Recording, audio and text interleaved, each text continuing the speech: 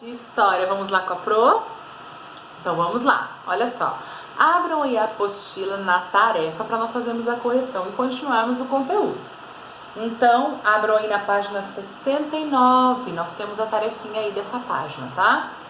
Nós tínhamos visto ali alguns patrimônios culturais que eram o quê? Imateriais, ou seja, eram modos de viver, tradições, coisas que não eram tangíveis, algo que não se visualiza ali, não é um monumento, não é nada disso, é algo que é um saber, um modo de viver, algo que é passado de geração em geração, isso é um patrimônio cultural imaterial. E aí a gente viu alguns tipos, né? Por exemplo, ali nós vimos a roupa, né? A roupa africana que é feita lá com a casca de algumas árvores. A gente viu também os desenhos, né?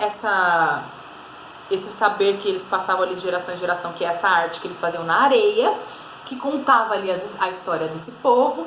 Então isso também era um patrimônio cultural imaterial. Então a gente aprendeu que esse patrimônio não é só aquilo que está no museu, uma coisa assim, o que mais? Uma estátua, não é só isso, tá? Pode ser também uma coisa que é passada de geração em geração, um saber, algo criativo, tá bom? Que um povo faz, que conta uma história, tá? Número 3, corrigindo aí. Nos exemplos anteriores, que tipo de conhecimento é preservado e transmitido de uma geração a outra? É o musical, o artesanal, o coreográfico ou o culinário? Isso é o artesanal, certo? Que eles faziam ali com as mãos uma arte, né? Faziam ali aquela roupa e também os desenhos, então é algo artístico. Então, esse conhecimento aí que era preservado, ele era artesanal, tá bom? Muito bem. 4. Os saberes artesanais, feitos de forma manual ou tradicional, transmitidos de uma geração a outra, incluindo os da tradição oral, são preciosos da cultura de um povo, né? Afinal, conta a história deles. Atualmente, porém, consumimos com mais frequência utensílios, roupas, máquinas e até objetos de decoração fabricados industrialmente. É muito difícil a gente comprar, é raro, né? Comprar algo que é manual, que geralmente são mais caros, porque leva mais tempo para se fabricar, né? Então, assim, é algo que é mais trabalhoso, mas geralmente é algo mais bonito, mais detalhado, mais único, né? Tendo isso em mente, descubra se em sua família ou entre seus amigos há algum saber artesanal que tenha sido transmitido pelos antepassados. Assinale-os a seguir. Então, tem alguma prática, algo que algum saber ali artesanal que vem passando de geração para geração na sua família? Então coloque aí, essa resposta é pessoal. Bordados, tecelagem, tricô, crochê, costura, ponto cruz, artesanato com barro, palha, madeira, vidro, plástico, etc. Pintura com vários pigmentos em diferentes suportes, tá? Ou outro. Tem alguma arte, algo artesanal que foi passado aí para sua família? E aí? Então escreva aí. Se for outro, coloca outro e, aliás, vocês já escreveram, né? Porque era tarefa. Mas veja, era para você pensar aí algum tipo de saber artesanal que é passado na sua família, tá bom? E aí você tinha que colocar ali outro e escrever o que era, tá bom? Tenho certeza que vocês devem ter algo que é passado, tá bom? Se a sua família tem essa questão mais artesanal, tá? Muito bem. B. Descreva como esse saber artesanal ele é produzido. Como que esse saber artesanal ele é produzido? Ele é aprendido, certo? Então, quando é passado de geração para geração, geralmente a pessoa que domina aquele saber, ela sabe fazer algo, ela vai passar, né, para a outra pessoa ali da sua família, fazendo com que esse saber ele vai continuando. O que isso proporciona? Isso, a continuação dessa riqueza cultural dentro da família, algo que conte a história, que faça parte da história da sua família ou de um povo, certo? Então esse saber artesanal ele é muito importante, tá? Essa transmissão desses saberes. Então, se é bordado, você vai aprender ali como que é, coloca a linha na agulha, faz isso, tem esse material. E aí esse saber vai sendo passado para outras pessoas, tá? Até que ele seja transmitido e que faça parte dessa história, tá bom? Por isso que ele é cultural, certo? Ele conta uma história, ele faz parte da história. Muito bem. Página 70, vamos continuar? Patrimônio natural. Bom, já dá para pensar no que é, né? O patrimônio mundial natural é composto por áreas preservadas, ou seja, por lugares e regiões que não sofreram transformações importantes provocadas pela presença e ação humanas, tá? Então continua ali natural. São bens que fazem parte da natureza, representando sua biodiversidade e incluindo as espécies animais e vegetais, os ecossistemas e as formações geológicas, né, que são ali as rochas e tudo mais. Como exemplo temos, olha lá, de patrimônio natural, algo que é da natureza e que o homem não conseguiu modificar, tá bom? Não foi feita nenhuma ação humana para que aquilo fosse modificado, então ele continua natural, por isso que ele é conhecido como patrimônio mundial natural, tá bom? E geralmente esses patrimônios eles atraem muitas pessoas. Um exemplo é o Grand Canyon, tá bom? Que fica na Arizona, no Arizona, nos Estados Unidos da América. Olha lá, o Grand Canyon, que é canyon ou canyon, significa o quê? Forma de relevo composta por paredões de rochas muito elevadas e vales profundos que surgiram pela ação das águas e do vento, de garganta ou desfiladeiro, tá bom? Então, é o que a Pro falou ali, essa questão geológica, né? Formações geológicas, que tem geralmente nesse patrimônio natural, tá? Que aconteceu pela ação natural, que nem a gente viu ali, esses canyons, que são rochas muito altas e ali vales muito profundos, né? Então, vai bem assim, bem profundo, aconteceu pela ação da água do vento, ou seja, não foi humana, por isso que é patrimônio natural, tá? E nesse caso é patrimônio mundial. O Grand Canyon é uma incrível maravilha da natureza. De acordo com estudos geológicos, essa paisagem foi esculpida por um processo de erosão, que a Cruz já explicou para vocês ali, pela água, pelo vento, motivado pela grande inundação que houve na Terra, o dilúvio, cerca de 5.000 anos atrás. Olha lá. O Grand Canyon está repleto de precipícios e desfiladeiros com 1,5 km de profundidade, 445 metros de comprimento e vales que variam de 200 metros a 30 quilômetros de largura, por onde passa o Rio Colorado. Olha lá, gente, é muito, muito imenso. O Parque Nacional do Grand Canyon passou a ser considerado um patrimônio natural protegido pela Unesco em 1979, tá? Olha lá. Olha a vista do Parque Nacional do Grand Canyon. As pessoas vão visitar, tiram fotos, é muito bonito. Olha lá no mapa onde que fica, nos Estados Unidos da América. Olha lá onde fica o Grand Canyon, tá? Vocês conseguem ver aí no mapa, certo? Então assim, gente, é natural. Isso foi feito pelo quê? De forma natural, pela natureza. O homem não teve ação sobre esse local, tá bom? Agora ali na página 71, Parque Nacional Sangay, no Equador. Olha lá, gente, que lindo! Vocês estão vendo aí as imagens? E tem o vulcão também, olha lá. Localizado na região dos Andes equatorianos, o Parque Nacional Sangay possui grande diversidade de ecossistemas, incluindo um dos maiores vulcões ativos do mundo, o Sangay, com 5.300 metros de altitude. É muito alto, olha lá. O parque compreende terrenos vulcânicos e geleiras. Então tem vulcão e tem geleira, olha lá. Cerca de 84,5% do seu território tem preservadas a vegetação natural e as espécies animais nativas da região, incluindo pelo menos 3.000 espécies de plantas, 107 mamíferos, 430 aves, 33 anfíbios, 14 répteis e 17 espécies de peixe.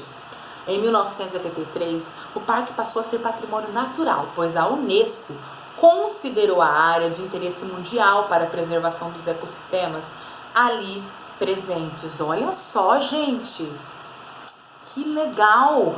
Então, olha o quanto de espécies, olha o tanto de animais, né? E olha ali, tem vulcão, tem geleira, olha tudo isso natural, tá?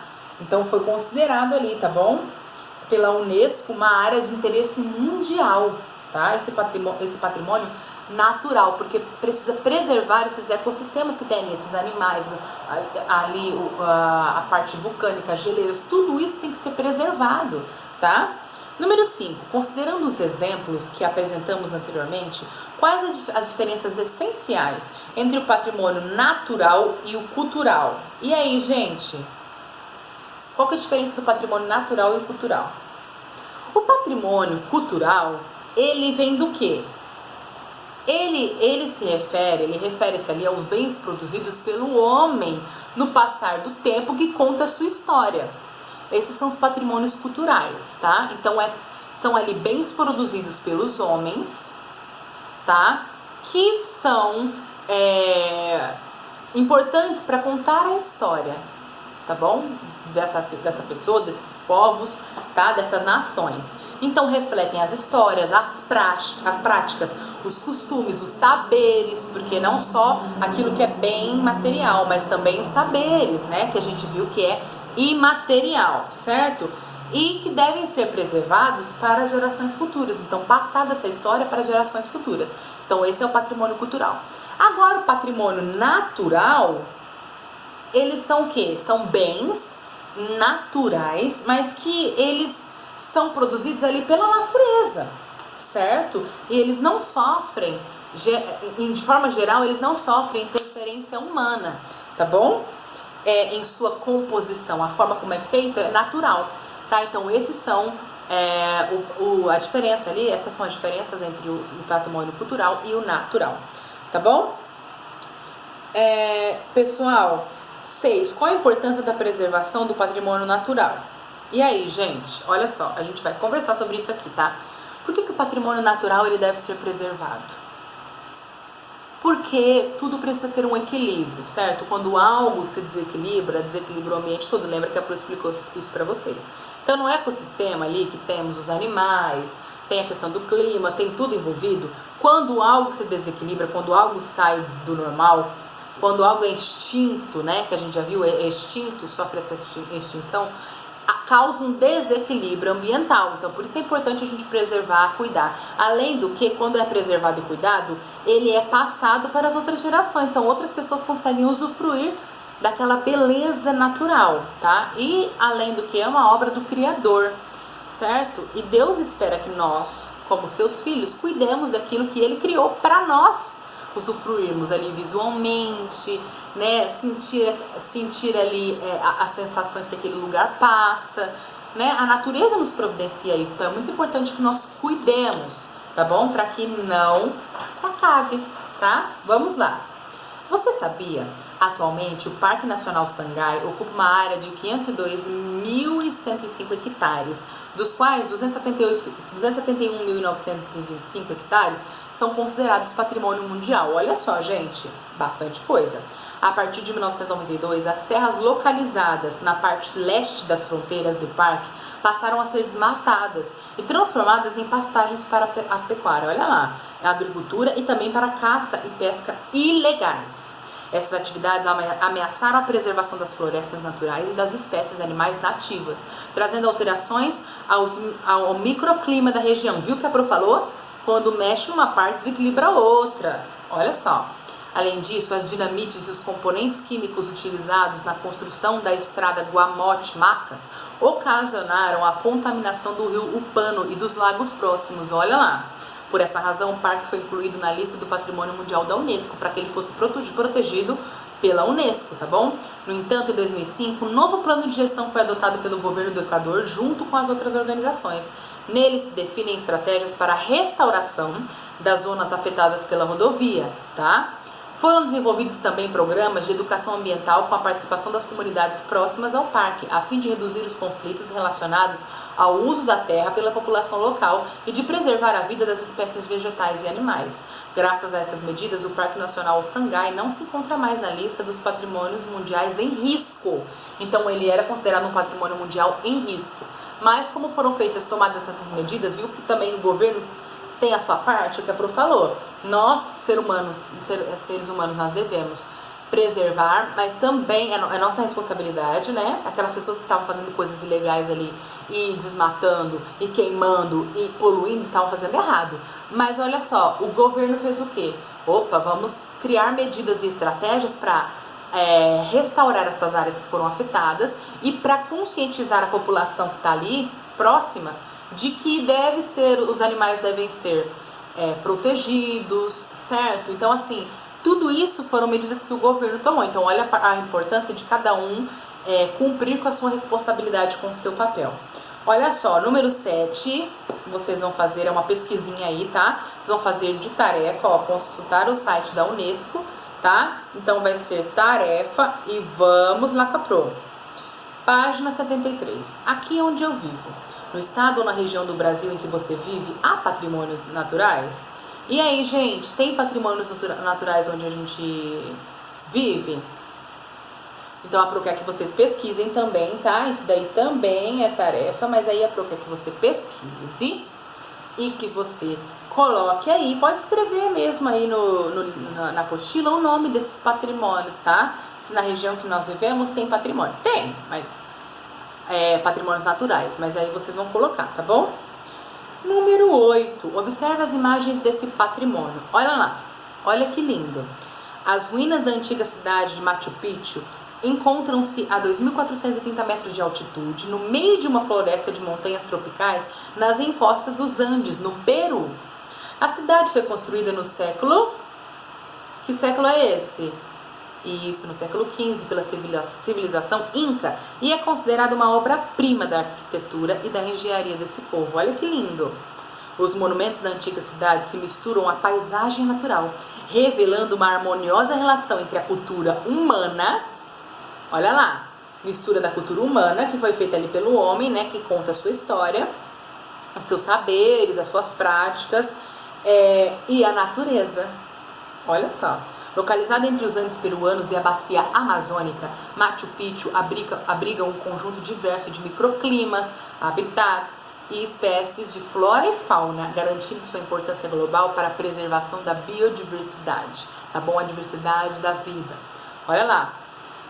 Lendo o texto, podemos dizer que Machu Picchu é um patrimônio natural? É histórico? É cultural? Ou ele é natural, histórico e cultural? Ele é os três. Ele é natural, porque ele está ali dentro da natureza, certo? Porque esse povo aproveitou ali a natureza para fazer essas construções. Ele é cultural, porque ele foi criado pelo homem, né? Eles fizeram ali no meio natural, eles construíram, né? E também é histórico, porque conta a história desse povo. B, onde a cidade está localizada, gente? Qual que é o país? Vocês viram aí? Isso, Peru. E qual que é o continente? Onde fica o Peru? Na América do Sul, tá? É considerada patrimônio mundial? Sim, Machu Picchu é considerada patrimônio mundial. D, razões para ser considerada um patrimônio da humanidade. E aí, gente? Por que é considerado um patrimônio da humanidade? Muito bem, por quê? Porque esses monumentos dessa antiga cidade, eles se misturam com as paisagens, com a paisagem natural ali, tá? Então vai revelando essa relação ali harmoniosa entre a cultura humana, tá bom? E essa engenharia, né, a arquitetura, né, junto com a natureza. Então tem essa relação harmoniosa entre a cultura humana, que inclui a engenharia, né, que eles construíram ali, essa arquitetura de fazer essas construções, e a natureza, né, que faz essa mistura ali com as paisagens naturais, tá? Vamos lá? Continuando? Muito bem. 9. Analise atentamente as informações a seguir. Olha lá, gente, nós temos o número de propriedades do patrimônio mundial por região. Na África, nos Estados Árabes, na Ásia, Pacífico, Europa e América do Norte e América Latina e Caribe. Olha lá. Olha o tanto que tem de cultural, natural e misto. Olha só. Estão conseguindo ver?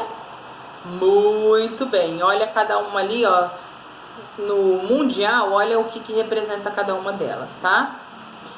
Muito bem. Na África, aí tá mostrando os dados, ó. Na África as regiões África, Estados Árabes, Ásia, Pacífico, Europa e América do Norte, América Latina e Caribe. Estão conseguindo olhar, gente, aí nos gráficos? Muito bem. Aí a tabelinha, né? Olha lá o que tem de cultural, de natural, de misto e o total, né? E a porcentagem, certo? De 100% ali.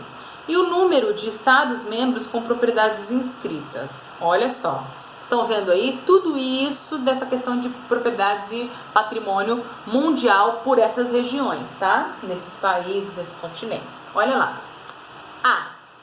De acordo com as informações, qual é a região do mundo com maior quantidade de patrimônio mundial inscrita na lista da Unesco? Gente, se vocês olharem lá o gráfico ali em forma de círculo, ali, se vocês olharem ali o círculo, vocês vão conseguir ver o quê?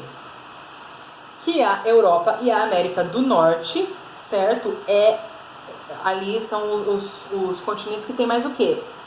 Isso, que possuem mais patrimônio mundial inscrito na lista da Unesco, tá? Olha só. B, no total, a maior quantidade de patrimônios naturais ou culturais. Gente, olha lá. Natural ou cultural? Se você olhar na tabela, nessa tabela aqui, ó, e na parte cultural e natural, qual que é que tem mais patrimônio? Dá pra ver que de disparada, cultural, né? Que é feita pelo homem, tá? Então, culturais. Letra C. O Brasil encontra-se localizado em que região apresentada na tabela? Em termos de quantidade de patrimônio, essa região está em que posição? O Brasil fica onde, gente?